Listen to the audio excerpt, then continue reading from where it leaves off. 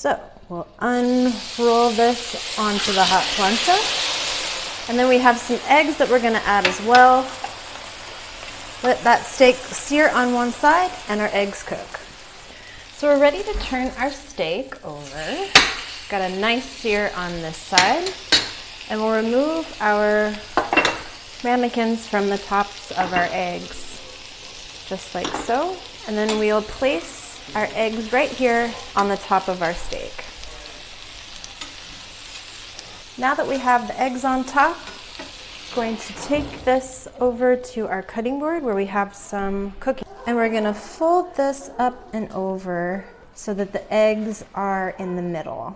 All right, now that we have our slip knots on there, I'm gonna just transfer this over to a plate to rest for a moment, and then we'll move on to our next step. So we have our softened butter, and I'm going to add it to a pastry bag. You could also use a Ziploc bag if you don't have a pastry bag available. We're just gonna let that sink down in, and then I'm gonna add some sun-dried tomatoes, some chopped parsley, some black pepper and celery salt, and a few dashes of Tabasco. Then we're gonna take our hands and incorporate the ingredients into the butter. All right, now that we have that nicely incorporated into the butter, squeeze that down to the end, and with a pair of scissors, we're gonna make a fairly large cut in the bag, and then we're just gonna pipe this on to our plastic wrap.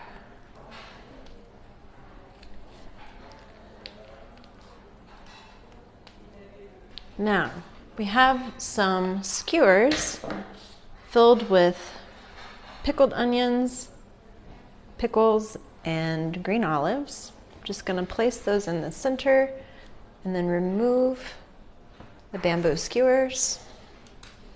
And then with the help of our plastic wrap, we're gonna fold this up and over, trying to keep those ingredients in if you need to tuck them in a little better. And then we're just gonna fold that and start shaping this into a log shape.